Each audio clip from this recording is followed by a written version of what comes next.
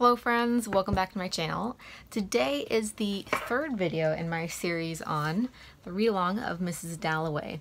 So we're using the hardcore edition, so as always I'm going to be calling out numbers. Dylan's behind me, so you're probably going to see some sort of corgi doing something back there, but you know, just going to keep going. Alright, so we left the story with looking at Septimus Warren Smith's experience with the different doctors. And so we're leaving that scene and we're moving to the luncheon where Richard Dalloway, the title character's husband, is going to luncheon with Lady Bruton. Alright, so we're at this dinner with her and we learn very quickly that she enjoys having men over to lunch, which is very interesting. And so we also get a little bit of a view of Clarissa Dalloway from the outside and that experience. And so she's thinking about having Richard Dalloway over, and on page 104, where we're starting, she says she had never it says she had never seen the sense of cutting people up as Clarissa Dalloway did, cutting up and sticking them together again. Not at any rate when one was 62. So we know she's 62 years old, she's an older lady, and so that's where we go. So there's also Hugh. Hugh has been mentioned in the sidelines a little bit. Clarissa, Richard, Peter, and Sally all knew him when he was younger. Everyone pretty makes fun of him because he's not very intelligent and he says awkward things and who knows what else. So they're at luncheon and Lady Bruton says, "How's Clarissa?" she asked abruptly. Clarissa always said Lady Bruton did not like her. Indeed, Lady Bruton had the reputation of being more interested in politics than people, of talking like a man, of having had a finger in some notorious intrigue of the 80s, which is now beginning to be mentioned in memoirs. And so we get this sense from her that she likes to have men over and kind of glean from their intelligence as men. And we're also going to see some of the other reasons why she likes to have men over. And I don't mean any sort of sexual sense. It's more of a gender play sense. We've talked a little bit about this, but most people talk about this novel as far as the cognitive goings-on of each of the characters and how different they are and how well Virginia Woolf has written these characters. But one of the things that's often overlooked is the critique of the society of the time. We know that Virginia Woolf was very angry that as a woman she did not get the education she wanted. Her opinions were not taken as seriously as she wanted them to. And in fact, when she was critiqued in literature at the time, her contemporaries, they would call her Mrs. Woolf as opposed to just Woolf. It was like a reminder, a slap in the face, that she was indeed a woman and not equal to other people in writing. So she had a lot to say about gender, and I think that's what she does, not just in this book, but throughout her books. This one in particular, when she's looking at a woman who is the ideal society woman, Mrs. Dalloway, she has other characters as foils to Clarissa, and one of them is Lady Bruton. We see down here on page 106 now, "Thus, when she said in her offhand way, 'How's Clarissa?' husbands had difficulty in persuading their wives, and indeed, however devoted, were secretly doubtful themselves of her interest in women, who often got in their husbands' way, prevented them from accepting posts abroad, and had to be taken to the seaside in the middle of the session to recover from influenza. Nevertheless, her inquiry, 'How's Clarissa?' was known by women affably to be a signal from a well-wisher, from an almost silent companion whose utterances, half a dozen perhaps in the course of a lifetime, signified recognition of some feminine comradeship which went beneath masculine lunch parties and united Lady Bruton and Mrs. Dalloway, who seldom met, and appeared when they did to meet indifferent and even hostile in a singular bond." Intrigue! So we see that Lady Bruton is this character who is seen as a masculine lunch party and that she's immediately ostracized herself from other women because of her desire to talk to men and talk about politics. And for women to be interested in politics was a big deal, which is why I find it interesting. You also see that at the bottom of 106 they talk about Peter Walsh. They all smiled. Peter Walsh! And Mr. Dalloway was genuinely glad, Millie Brush thought, and Mr. Whitbread thought only of his chicken. Poor Hugh, he struggled. So we see that Richard knows that Peter was very much in love with Clarissa Dalloway. We see that at the top of 107, Richard Dalloway remembered the same thing, how passionately Peter had been in love and rejected and gone to India. So we see that, and he talks about how Peter Walsh was in love with her. and that he would tell her in so many words that he loved her. This begins a really internal turmoil you can almost see with Richard Dalloway. Now, Richard Dalloway was in Virginia Woolf's first book, The Voyage Out, and at the time Clarissa was sick, and Richard Dalloway, slight spoiler, ends up kissing the protagonist. I believe, yeah, the woman he kisses is the protagonist. And that has always bothered me. And my professor would be like, why do you even care? This has nothing to do with the rest of the book. But I'm like, it has everything to do with Mrs. Dalloway. That's why. And it's like, why did he kiss that woman when he was with Clarissa? Obviously something is missing from that relationship if he went and kissed another woman, besides just being, you know, a man. Feelings. So we see here that I'm not going to read you all the different sections, but we see one on page 108 that she writes letters to the editor, and that she asks the men to look over it for her to send in. It says, but she had to write. The one letter to the Times, she used to say, Miss Brush, cost her more than to organize an expedition to South Africa, which she had done in the war. After a morning's battle, beginning, tearing up, beginning again, she used to feel the futility of her own womanhood, as she felt in no other occasion, and would turn gratefully to the thought of Hugh Whitbread, who possessed, no one could doubt it, the art of writing letters to the Times. Which is funny, because on page 108 we see, Hugh was very slow, Lady Bruton thought. And I just laugh so hard because she's using this very slow man to edit her letters to make them more, I don't know, masculine maybe? So it says here, Lady Bruton often suspended judgment upon men in deference to the mysterious accord to which they, but no woman, stood in the laws of the universe. Knew how to put things, knew what was said, so that if Richard advised her and Hugh wrote for her, she was sure of being somehow right. So even though she is a more masculine woman and she has these luncheons and all these different things, she still uses men as kind of like this filter to help her enter politics. That she still in some way believes that men are superior to her in some of these ways, including politics, in these more masculine circles.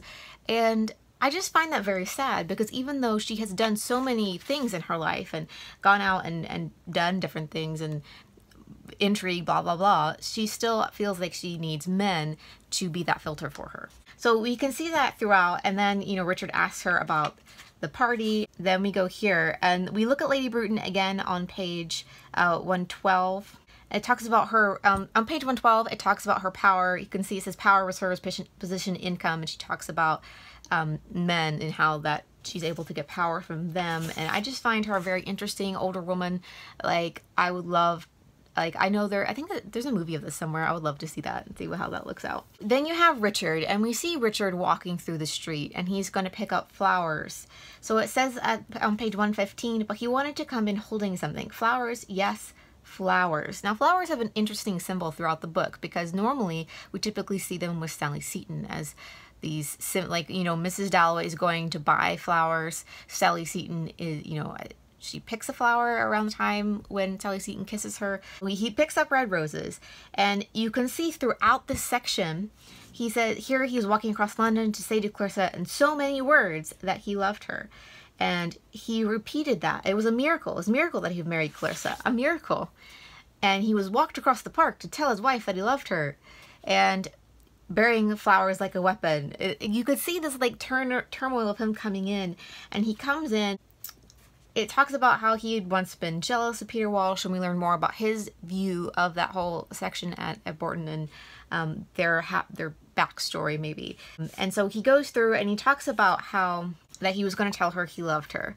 And so she keeps going down here, and then on page 18 after repeating he's going to tell her in so many words that he loved her, he says, but he could not bring himself to say he loved her, not in so many words. But how lovely, she said, taking the flowers. She understood. She understood without his speaking, his Clarissa.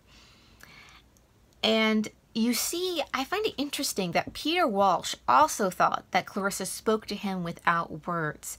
And then now Richard thinks that Clarissa is speaking to him without words, that they're able to communicate without actually saying things. And I find it interesting that both men feel that they have this intimate connection with her. But I feel like they may not. That they're like imposing something upon her, because we don't actually get her perspective as much as knowing. Now, I feel like she's very insightful. All of them have said that she's very insightful with people, but it just makes me think about that. So it says here, you have sections here about Richard, but he could not tell her he loved her. He held her hand. Happiness is this, he thought. He had not said, I love you, but he held her hand. Happiness is this, he thought.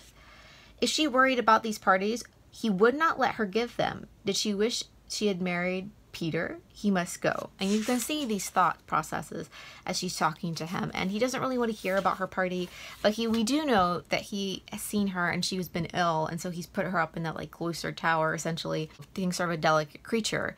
So he views Peter as childish. He mentions that on page 121. Peter, always in love with the wrong woman. What's your love? And that was Clarissa, and she says she knew the answer, how it must be an important thing the world no women possibly understood it. And then we get down here, we get to Miss Kilman coming in with Clarissa's daughter Elizabeth. So we're in Clarissa's viewpoint, viewing Miss Kilman. And Miss Kilman is an older woman who is very religious, very buttoned up, and she's German. And so after the war, you know, that's a bit of a big deal. And she is teaching her daughter about the world. Now, there is a sense here we're going to see before we actually enter into all of this, is that she is teaching her daughter she can do whatever she wants. And Elizabeth, Mrs. Clarissa Dalloway, is teaching Elizabeth the rules of high society, that women are to be a certain way and to get married and different things. And we also see later in the book at the dinner party where Richard sees his daughter as just a daughter. He loves her, but he still views her as a woman, and he doesn't believe that she can do things, which is ironic because Miss Kilman has a lot of stuff going on, but she is the one out of everyone that's telling Elizabeth that she can do whatever she wants. Here we have Miss Kilman. So it says, but Mrs. Kilman did not hate Mrs. Dalloway, turning her large gooseberry-colored eyes upon Clarissa, observing her small pink face, her delicate body, her hair, her freshness and fashion. Miss Kilman felt fool, simpleton. Moving down the page on 125, if she would have felt her, it would have eased her. But it was not the body, it was the soul, and its mockery that she wished to subdue, make her feel her mastery. If only she could make her weep, could ruin her, humiliate her, bring her to her knees, crying, "You are right." But this was God's will, not Miss Kilman's. It was to be a religious victory. She glared, she glowered. Clarissa was really shocked. This, a Christian, this woman had taken her daughter from her. And there's this tension between Miss Kilman and Clarissa, that Miss Kilman, you know, who is going to have her daughter. And we go down and we see a lot of Miss Kilman's backstory, and I have a lot underlined here, and it would take a lot to read about it. I wanted to point out that there's this section over here, and as they think about each other, you can see a lot of Miss Kilman's backstory. And there's a lot of tension there. But she says she had lent her, Mrs. Kilman is talking about Elizabeth, she had lent her books, law, medicine, politics. All professions are open to women of your generation, said Miss Kilman. But for herself, her career was absolutely ruined. And was it her fault? Good gracious, said Elizabeth. No. And you can see that Miss Kilman has had a really difficult life and is really struggling with her place. And she feels very plain and dowdy in the face of Clarissa, this beautiful creature who's been put on this pedestal. And she has turned to her faith to give her something to hold on to. But she is, ironically, just the one who is telling Elizabeth she can do what she wants. She doesn't have to be this flower, this angel in the attic. And I find that very interesting. So, you know, Elizabeth was asking Miss Kilman if she was going to go to the party. And then we actually have Elizabeth traveling through London, which I find very interesting that she's doing that alone at this time period. So we see into Elizabeth's head. She thinks a lot about Miss Kilman, and she feels very emboldened by Miss Kilman. And so she says, in short, she would like to have a profession. She would become a doctor, a farmer, possibly go into Parliament, if she had found it necessary, all because of the Strand. And she goes down the page. She's thinking about this. And so we go down the page and we see the feet of these people because of their activities, hands putting stone to stone, minds eternally occupied, not with trivial chatterings, comparing women to poplars, which was rather exciting, of course, but very silly, but with thoughts of ships, business, of law, of administration, and with it all so stately. She was in the temple, gay, there was the river, pious, there was the church, made her quite determined, whatever her mother might say, to become either a farmer or a doctor, but she was, of course, rather lazy, and it was much better to say nothing about it. It seems so silly. So even though she's thinking about all these things, ultimately she decides not to. And you can see like her change of thought process is this comes to this peak here, and then it goes down to that she's rather not going to do that. And I find this very heartbreaking, and we can see that Miss Kilman genuinely wants something better for Elizabeth, and she loves her, but she has a lot of her own issues she's trying to deal with. And then Clarissa basically makes fun of her because this woman who may not be accepted in society does have a pull on her daughter, and it's almost as if Miss Kilman represents the women's movement. Now, Virginia Woolf was a bit classist, we'll just say, and so she didn't support the women's movement really. She just was not comfortable with that, the idea that women of different classes getting the vote, and just a lot of other issues that Virginia had. She was a bit of a snob, let's just be honest. So she does make fun of women of the women's movement, of that kind of dowdy, like get in the muck kind of woman throughout her work. And I find that very interesting, that even though Virginia was advocating for education for women, she still was supporting the class system, essentially. She might have felt sorry for some people, but she had her own issues. So just be aware as moving forward. Like, she would never talk to me. I'm an American and I'm of a lower class. That would not go well. Now, we move into this section with Septimus, and I'm going to say this, I will hold up the book and put it back down again when the section ends, but we are going to be discussing suicide and different triggering things around that. So if that's something that you'd rather not discuss in depth, then just wait for that signal and you can just scroll, you know, go through to the end where I do some announcement stuff. But that is what we're going to look at right now. So we come back to Septimus, and we see that he is looking for beauty in the world. He is always talking about Shakespeare and the beauty of Shakespeare. Fear no more, says the heart in the body, fear no more. He was not afraid. At every moment, nature signified by some laughing hint, like that gold spot which went round the wall. There, there, there, she determination to show, by brandishing her plumes, shaking her tresses, flinging her mantle this way and that, beautifully, always beautifully, and standing close up to breathe through her hollowed hands Shakespeare's words, her meaning. So he finds beauty, and it says some things are very beautiful, and you can see beauty as a calming aspect of him throughout this book. He still talked about human cruelty, and it says for Dr. Holmes seemed to stand for something horrible to him, human nature, about humans, how they would tear each other to pieces on page 140. On page 141, we could see him and Retzia going through this process of his mental breakdown. And I feel like she captures it very well. And if you read through these pages until the end, you're going to see how he's trying to recover and just his thought processes as someone who's suffering from PTSD and extreme depression. He and his wife are just in this horrible situation. He seems to be doing well, but at this moment, something changes, and he says, but he remembered Bradshaw had said, the people we are most fond of are not good for us when we are ill, Bradshaw said. He must be taught to rest, Bradshaw said. They must be separated. Must. Why must? What power had Bradshaw over him?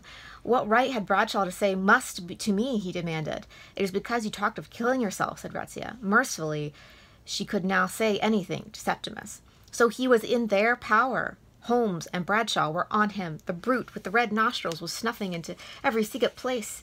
Must, it could say. Where were his papers? The things he had written.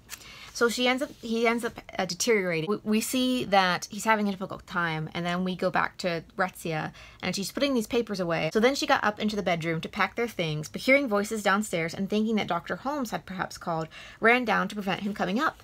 Septimus could hear her talking to Holmes on the staircase. My dear lady, I have come as a friend, Holmes was saying. No, I will not allow you to see my husband, she said. He could see her, like a little hen, with her wings spread barring his passage, but Holmes persevered. "My dear lady, allow me," Holmes said, putting her aside. Holmes was a powerfully built-up man. He was coming upstairs. Holmes would burst open the door. Holmes would say, "In a funk, eh?" Holmes would get him, but no, not Holmes, not Bradshaw. And we see that, and we go down, and he's going to the railing of the house. He did not want to die. Life was good. The sun hot. Only human beings. What did they want? So he throws himself over the rail, and Mr. Holmes says, "The coward," bursting the door open. "Who could have foretold it? A sudden impulse. No one was in at least to blame," he said to Mrs. Filmer. And why the devil he did it, Holmes could not conceive. Even after he's killed himself, he can't conceive why he would want to kill himself. Like, he just calls him a coward, that this was a cowardly thing that he did. He had no idea that he was actually mentally ill, that he needed help. And he treats him as this anomaly. And it's just a very sad portrayal of how often doctors will say that, you know, depression doesn't exist, or it's all in your head, or just stop feeling sad. And that's just not how it works. And I feel like Virginia Woolf was just so insightful about 100 years ago about doctors and the way that they often treat mentally ill patients.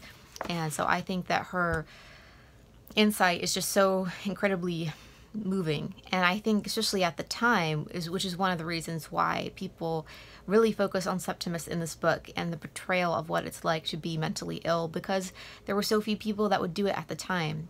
Especially considering that this is an own voices book. Virginia Woolf herself did kill herself eventually, and she suffered through depression her entire life. It was a battle that she fought, and you can see in her diaries, she wrote on being ill, and it's just a very difficult situation. So that is the end of this section that we're going to look at. This ended on page 151, and it ends with "Let her sleep," said Dr. Holmes. It's that section. You can see a break there, and then we'll just read to the end of the book for our next installment of this. And I will be reading some wrap-up secondary sources next time, and we'll be looking at the party that we've been talking about this entire time, and we'll finally see Sally, Peter, and Clarissa in the same room. And they are my favorite characters of this book, and seeing them all in the same room is just so insightful, and it's one of my favorite parts of the book. So, but that's it from me. If you have any questions, comments, definitely leave them down below. You can also message me on whatever your social media of choice. But until next time, I guess I'll talk to you later. Bye, guys.